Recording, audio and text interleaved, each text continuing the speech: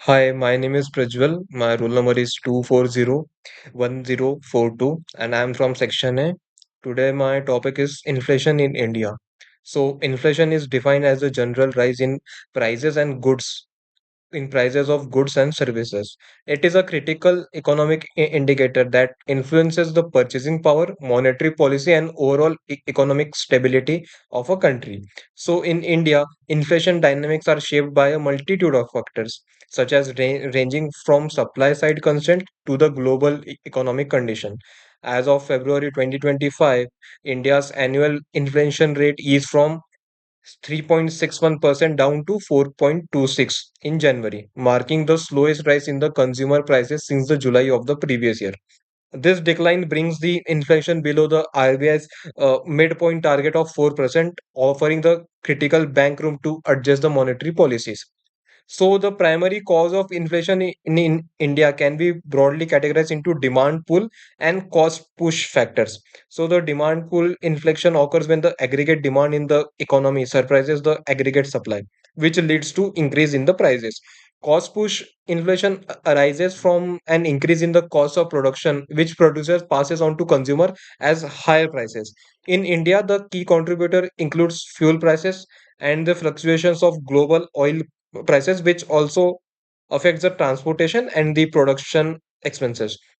Additionally, food prices in are influenced by agriculture challenges such as erratic monsoons and unseasonal rains, which leads to reduced food production and the surge in the prices.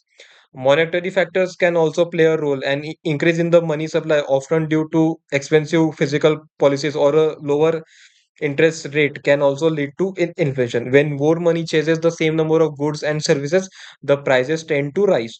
India has also an multifaceted fact impacts on the economy because it also erodes the purchasing power of money, reducing the consumer's ability to buy goods and services, which also affecting those which is of fixed incomes. To combat inflation, the RBI may hike interest rates, leading to a higher borrowing cost for individuals and businesses. Persistent inflation can lead workers to demand high wages, potentially results in a wage price spiral. In response to this inflammatory pressures, the RBI has adjusted its monetary policy. In the February of 2025, the RBI Monetary Policy Committee, which is MPC, reduced the repo rate by 25 basis points to 6.5%, marking the first rate cut in nearly 5 years. The decision aims to stimulate the economic growth while keeping inflation in check. Looking ahead, the RBI is projected to implement interest rate cuts in April and August of 2025.